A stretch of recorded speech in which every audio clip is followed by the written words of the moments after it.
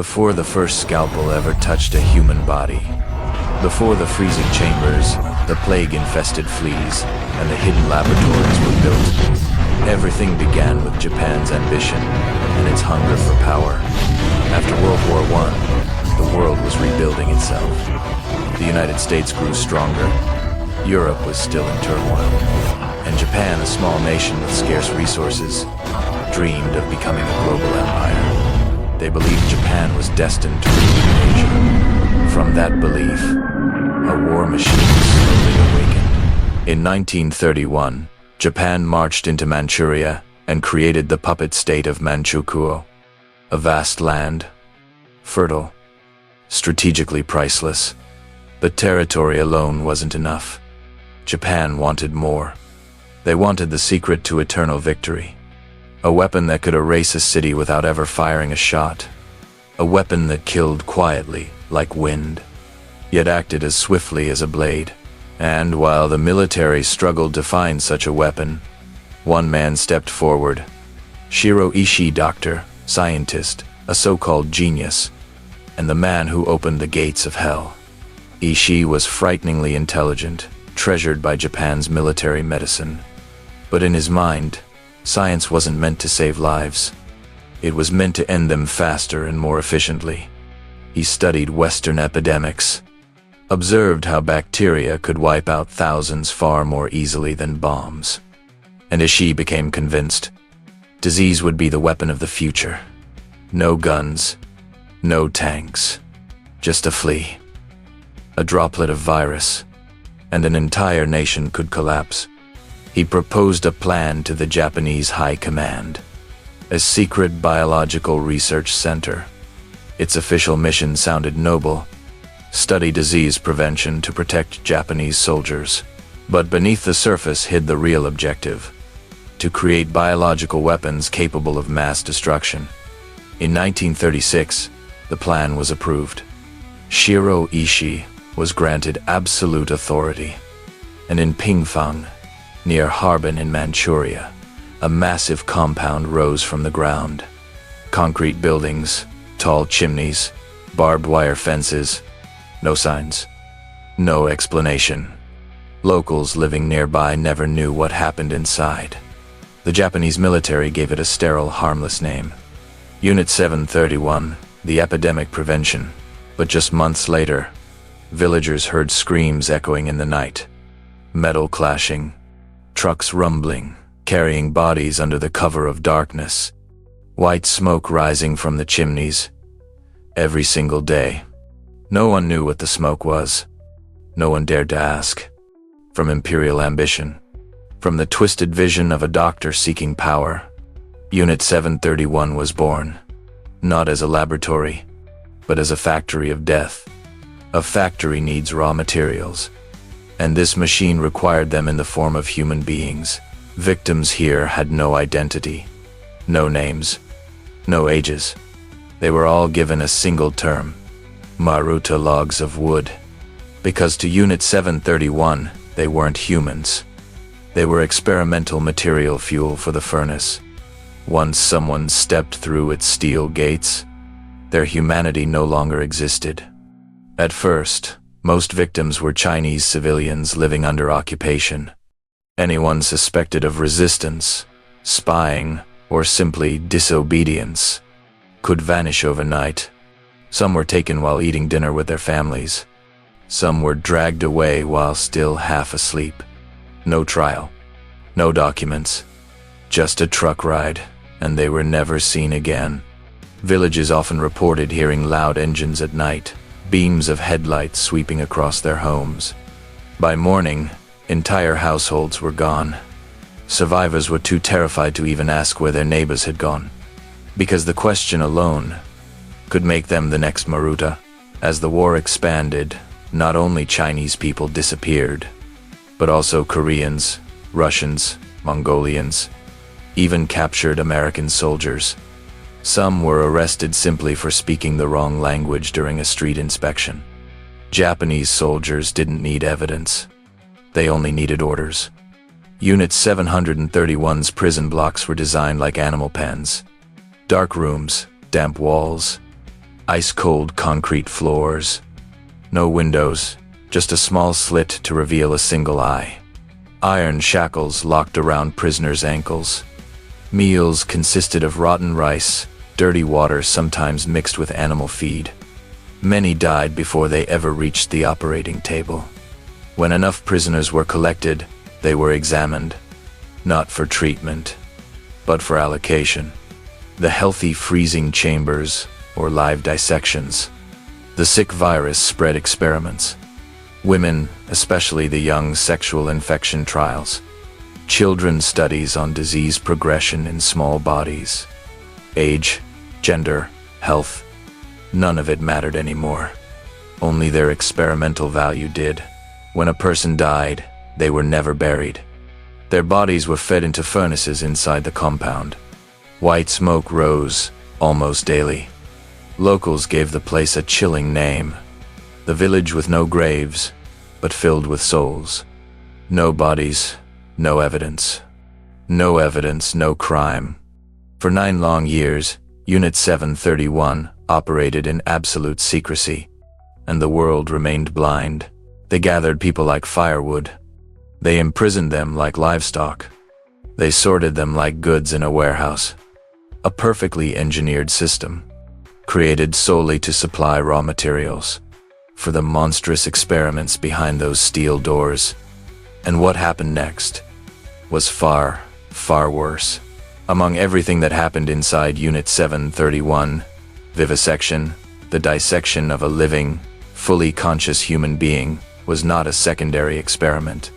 It was the center, the core, the clearest proof that when science is stripped of humanity, it becomes a blade far crueler than any battlefield. The victims chosen were not the sick, not the dying. The Japanese selected the healthiest prisoners because the organs had to be alive, beating, reacting until the very last minute. They were taken into the operating room. White walls, a steel table cold as ice, a yellow lamp shining directly onto their bodies. Their names were erased, replaced with an experiment number. From that moment on, they were no longer considered human. No anesthesia, no painkillers, no permission to lose consciousness. This was not negligence. This was protocol.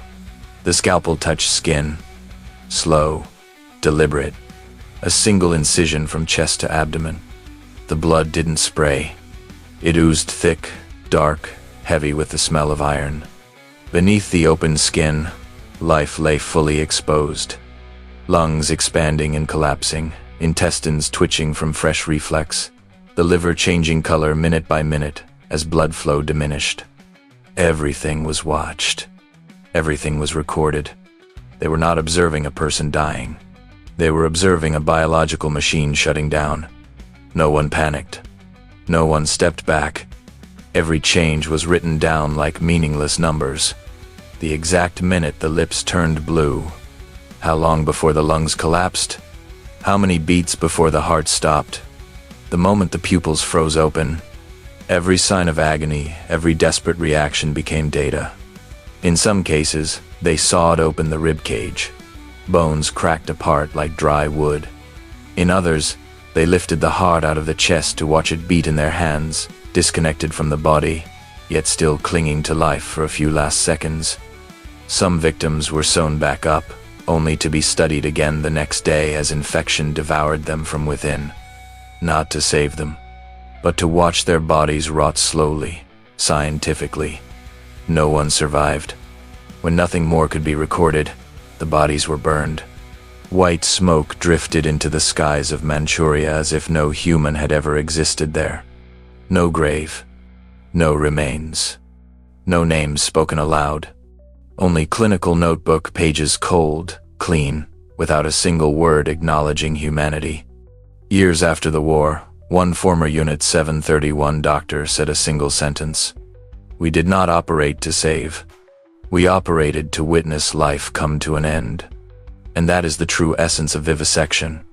Not simply the brutality of killing, but the utter numbness of watching death unfold. As if it were just another experiment to be repeated without end. If vivisection was the blade, then freezing was the death that waited. slower, colder, more painful. A death so prolonged that victims begged to die and were never allowed to. Inside Unit 731, the human body wasn't only dissected, it was frozen alive, inch by inch, layer by layer, cell by cell. Not for minutes, but for hours, sometimes days. This experiment measured the limits of human endurance to see how life fractures when frozen. Victims were stripped nearly naked and tied outdoors at 25 degrees Celsius, or placed inside stone chambers packed with ice. Water was poured over their limbs, letting the freezing wind deliver the execution. The skin first flushed red, then purple, then turned the pale gray of a fresh corpse. They stood there, not for minutes, but for hours. No moving, no huddling for warmth, no begging because their voices never mattered in that room. As frostbite set in, numbness turned into burning pain, then into thousands of needles stabbing at once. When the nerves finally died, sensation faded. But that was only the silence before the second wave of agony. When the skin turned milky white like candle wax, that was the signal. The doctors approached with wooden rods or metal bars and struck the frozen limb. Documents describe the sound as crack like a branch snapping in winter. But what broke was not wood. It was human bone. Only then did the real experiment begin. They sliced open the frozen skin to observe shattered blood vessels, measured how quickly bacteria invaded dead tissue, cut away necrotic flesh, sometimes stitching it back to test whether the body could regenerate. Death unfolded slowly, flesh breaking apart, cells suffocating in ice. If the victim was still alive, the cycle resumed. More water, more wind, more time. Some experiments lasted days. Limbs turned black, broke off like rotten wood, while the upper body remained alive, trembling, terrified. Death here never arrived suddenly. It crawled, eating through joints, devouring nerves, until the body no longer remembered it was human. When the limbs had fully rotted, victims were often dissected alive to record how internal organs reacted to falling temperatures. A half-living, half-dead body, carved by ice and steel, became a living diagram for laboratory notes. No one survived. No one was granted a quick death. Victims didn't simply die. They dissolved. Their remains were thrown into the crematory, white smoke rising into the Manchurian sky as if no human had ever stood shivering in that freezing night. Their deaths lived on only in a few scientific pages. The minutes of tissue decay, the force needed to snap frozen bones, the moment the human body could no longer cry out. One historian wrote, "It wasn't the cold that killed them, it was the waiting." And that is the true essence of the freezing experiment. Not killing with a blade, but killing with time, with silence, and with the slow transformation of a human being into an object that can no longer feel warmth, and no longer earn the mercy of a quick death. If vivisection was death lying still on an operating table, and freezing was death forced to stand upright in the cold, then biological warfare at Unit 731 was death that spread, multiplying tenfold, 100-fold, and sweeping through entire communities without a single bullet. Unit 731 was never interested in killing one person at a time. It was studying how to eliminate entire populations using bacteria alone. No explosions, no gunfire, no invading soldiers, just a single flea carrying Yersinia pestis, the same plague that once wiped out half of Europe, now engineered to serve Japan's imperial ambitions. Inside Unit 731's breeding rooms, fleas were raised like seeds of war. They fed on plague-infected rats until their bodies swelled with bacteria. Then they were sealed inside ceramic bombs thin as eggshells. These bombs didn't need to explode with force. They only needed to break, shattering on impact and releasing fleas into the wind, letting them cling to clothes, skin, and every surface a breeze could touch. War became silent, and then the countdown began. Day 1, no one notices. Day 2, a few fevers. Day 3, swollen lymph nodes and coughing blood. By day 7, The village is silent, no smoke, no flames, only bodies lying by wells, along roads, and across the rice fields, as if a curse had swept through in the night. Declassified records and survivor testimonies reveal where these biological bombs fell: Zhejiang, Ningbo, Hunan, Shaoxing. Some towns lost more than 90% of their population in less than 2 weeks. Those who escaped carried the disease with them, turning death into a moving current that spread with every step. Plague doesn't kill loudly, it kills by silencing a community. A Chinese doctor wrote, "We entered the village, the doors were unlocked, food was still on the table, the dead were lying around the stove." This was war without soldiers, a genocide carried out by the unseen. And plague was only the beginning. Unit 731 engineered outbreaks of cholera, typhoid, epidemic typhus, smallpox strains, and flesh-eating fungi. They dumped infected corpses into rivers to poison downstream villages. They sold bacteria-laced rice in markets to track infection rates. They released contaminated flies, tainted food, and poisoned water, turning entire cities into unwitting laboratories. Most victims never realized they were under attack. They simply developed a fever, collapsed, bled internally, and faded from life like winter grass. Unit 731 didn't need scalpels to open bodies. It opened societies with disease. The goal wasn't medicine. It wasn't cures. It wasn't research. It was the creation of a weapon capable of killing millions without sending a single soldier into battle. If plague spread correctly, it could erase not just a village, but an entire nation. That was Unit 731's ambition, to wage war with an enemy no one could see, hear, or stop, and only recognized when it was already too late. One historian wrote, "A single flea can kill more people than an elite army division." Vivisection killed one, freezing killed a few. But biological weapons killed silently, massively, without ever looking their victims in the eye. And that is why this chapter remains the darkest and most haunting legacy of Unit 731. If vivisection was death being opened on a table, and biological weapons were death spreading without a sound, then the sexual infection experiments of Unit 731 were the darkest chapter of all. Because they didn't just kill people.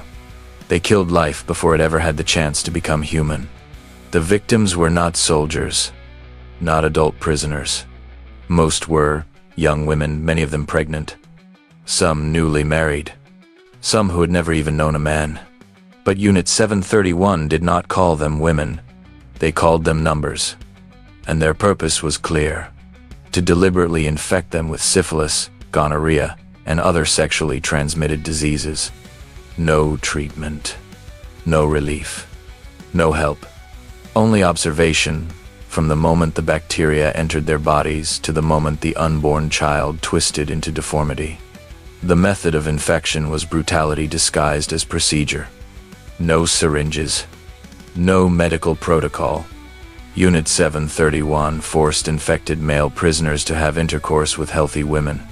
Deliberately, repeatedly, systematically. It was not an act. It was a transmission protocol. There was no consent. There was no refusal. Inside that place, human bodies were not flesh.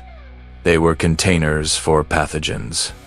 Once the woman became infected, the real experiment began. Pregnant women were kept the longest. To Unit 731, they carried 2 test subjects: the mother and the unborn child. Doctors recorded every stage: the first fever, the rash, then ulcers, necrosis, organs failing, until the bacteria crossed the placenta and destroyed the fetus before it ever formed. The unborn twisted into impossible shapes. Skulls too small, bones warped, spines bent. Some babies were born without eyes, without noses, without limbs, and were placed on the operating table while still warm. Unit 731 did not wait for a cry. They opened the chest. They opened the skull.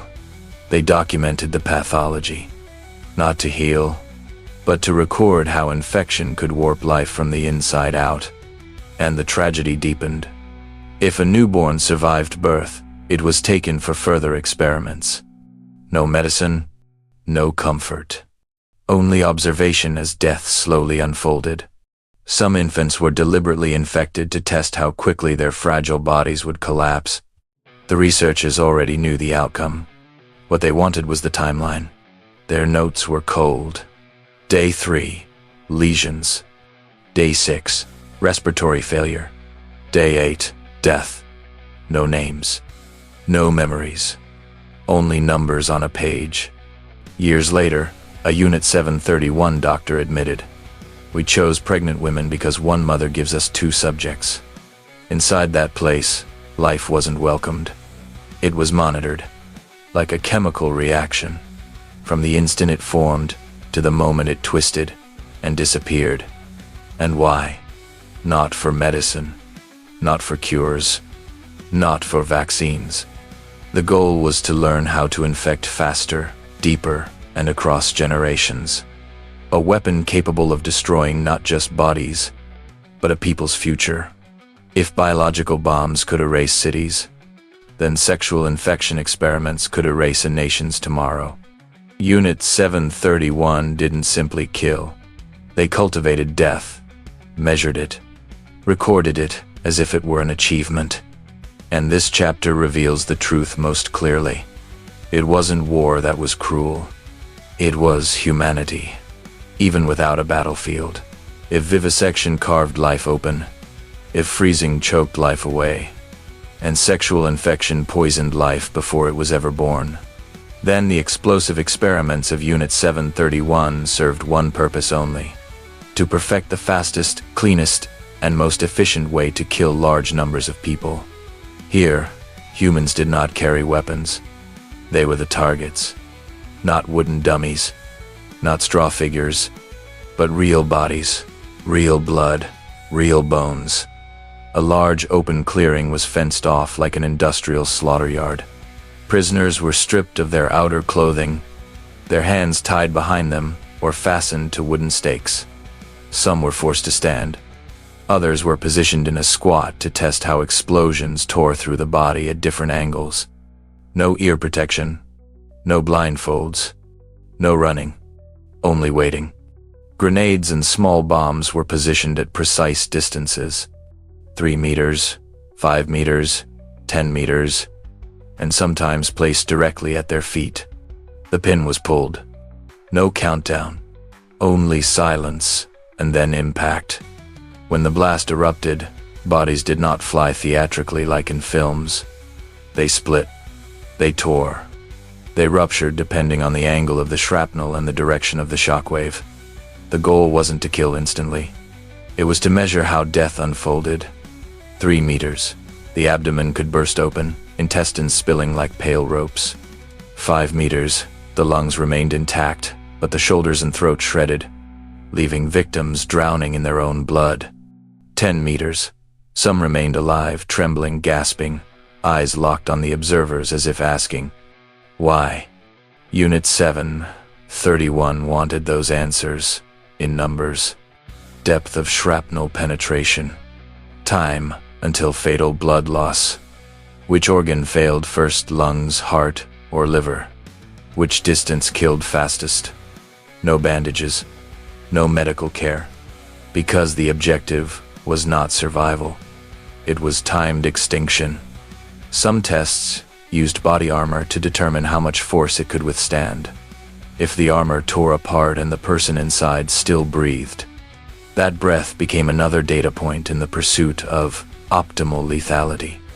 But the brutality went further. Some prisoners had explosives strapped to their waists to measure the blast radius from the human core. Others had charges forced into their mouths or stomachs to track how far bone fragments could travel. Not just men, but women, the elderly, and strong young adults were all used. There was no discrimination, because they wanted a complete database of human destruction. One doctor testified after the war. They died in a second. We were interested in the seconds before that. And why did Japan conduct these experiments? Not for defense, but for offense. If they understood precisely how human tissue tore apart, they could design grenades that killed more soldiers per explosion, and bombs that wiped out villages in minutes, each body becoming a measurement for the next attack. This was not wartime necessity. This was the engineering of death, killing, optimized like machinery. When the tests ended, the cycle reset. The ground was washed clean. The bodies burned, no graves, no names. The next morning, a new rope was tied to a new stake. The observer changed. The notebook grew thicker. Each page represented a life destroyed for a statistic. A post-war researcher wrote, Unit 731 did not test bombs by pressing a button. They tested them by placing a human being beside the button. And that is the truth.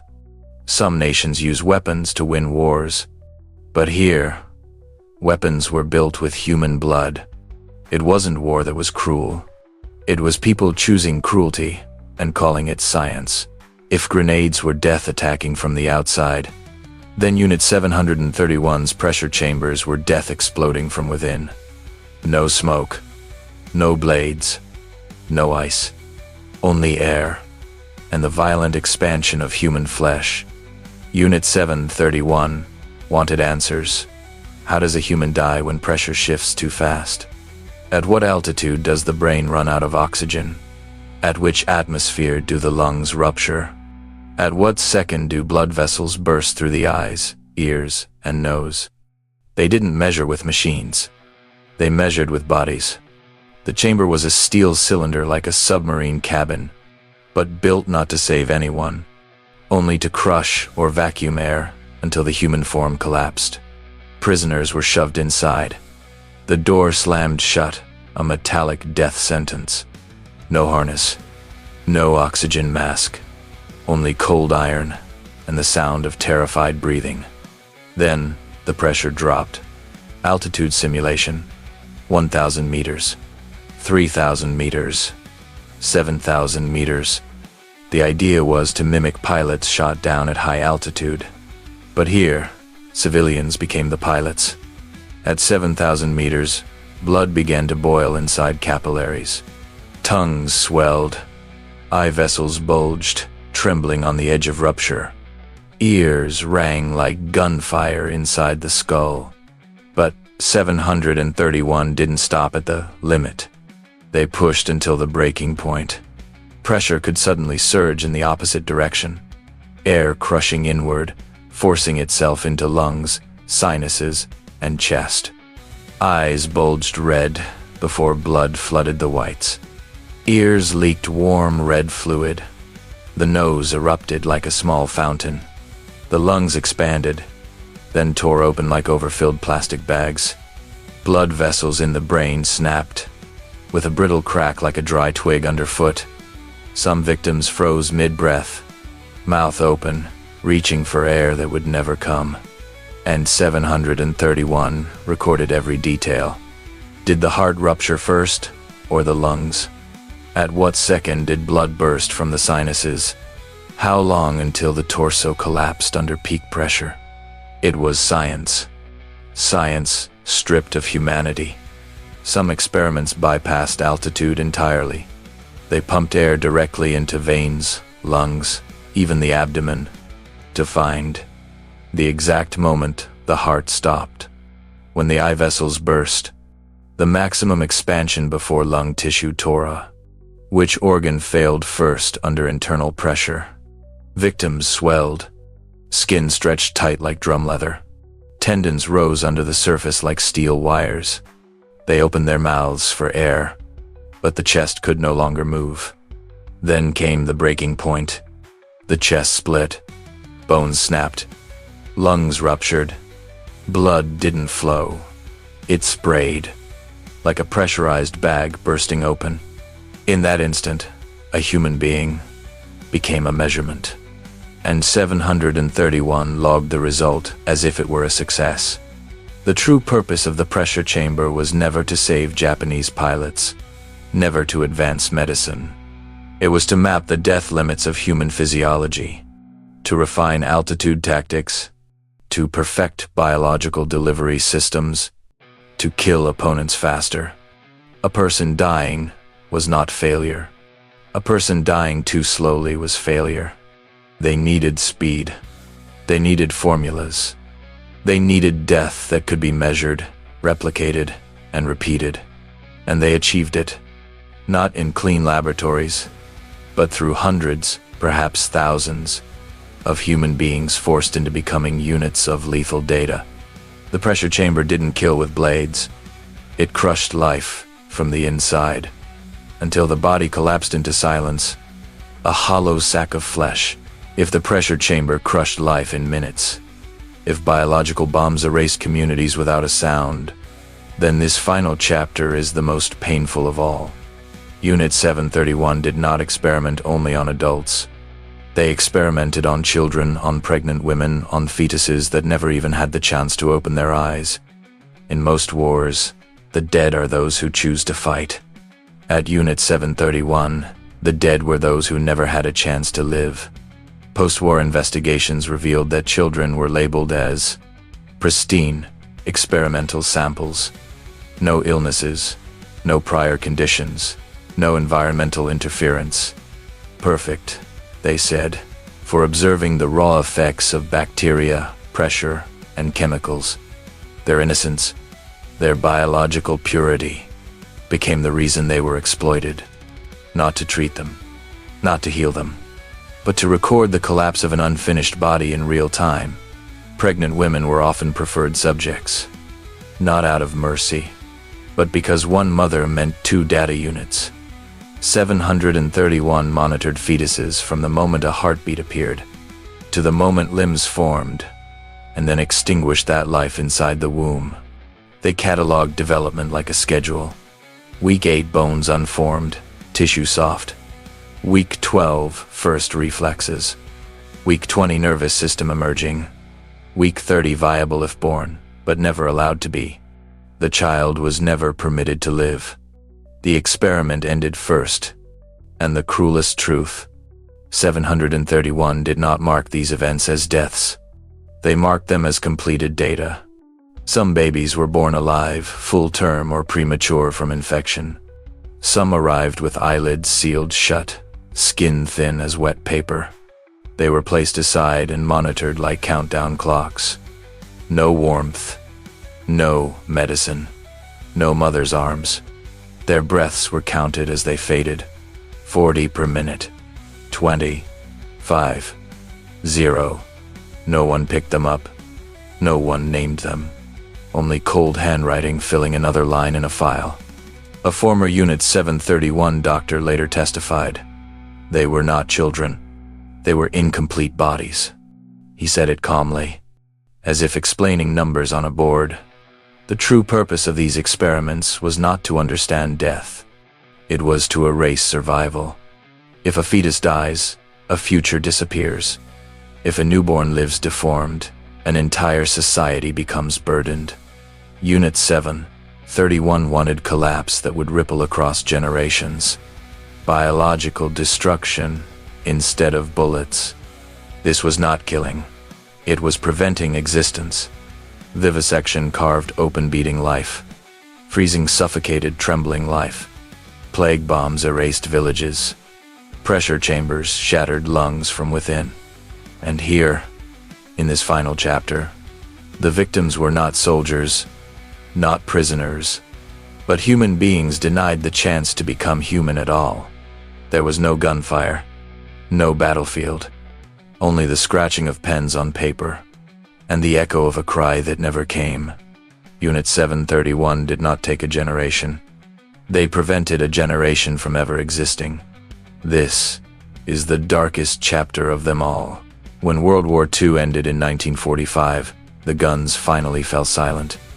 But deep in Manchuria, one laboratory did not wait for peace to arrive. It erased itself. Unit 731 vanished like smoke, as if it had always known this day would come.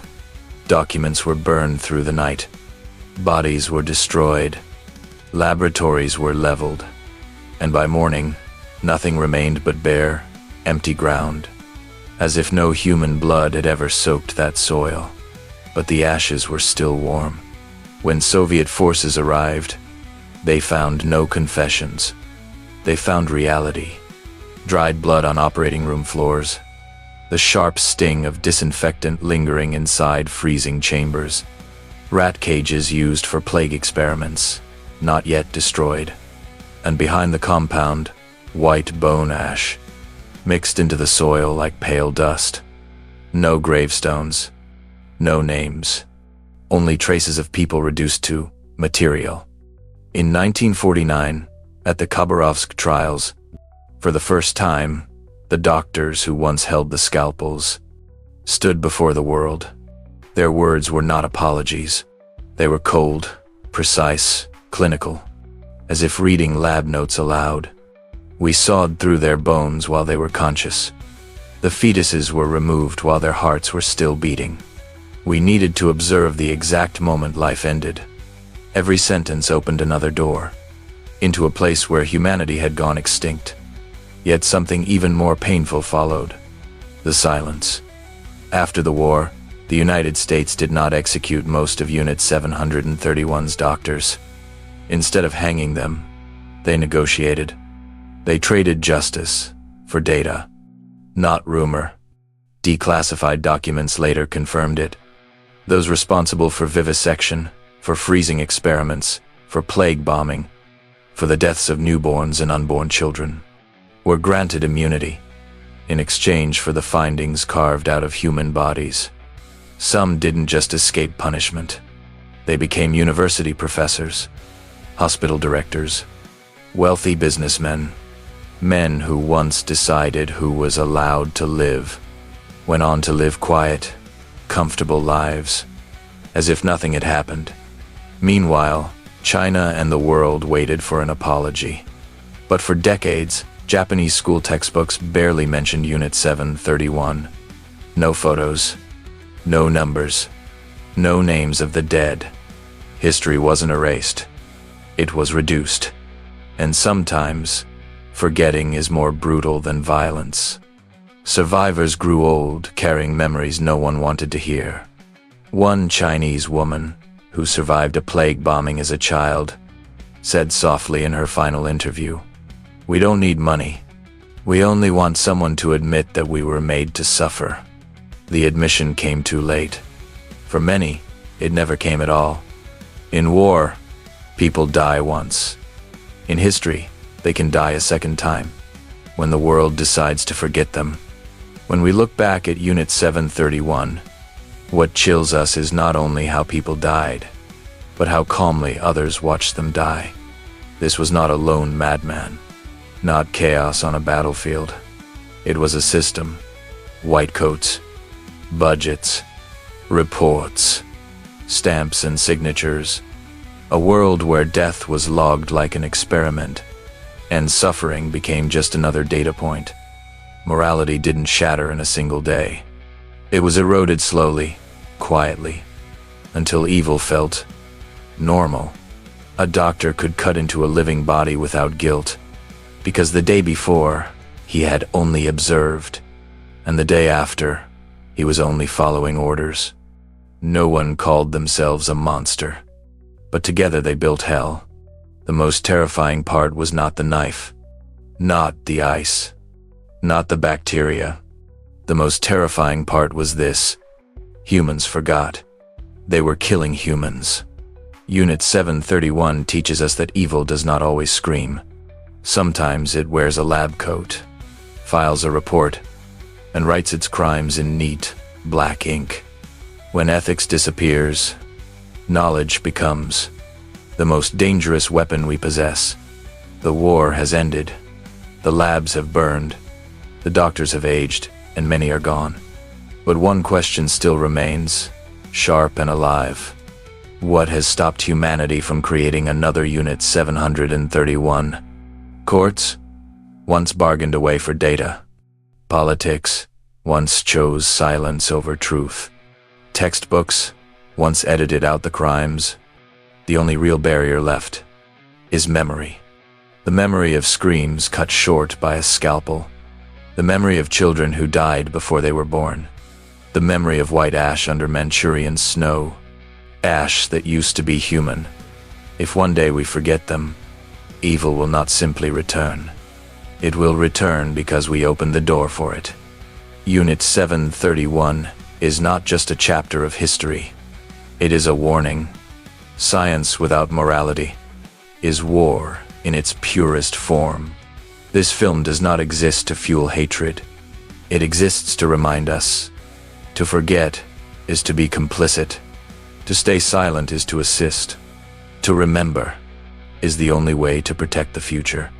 We do not retell this to add more blood to memory. We retell it to acknowledge the blood already spilled, and to say, clearly, it must never happen again. If humanity can learn from pain, then Unit 731 is not just a wound. It is a lesson, written with the lives of those who never had the chance to speak. Today, we speak for them.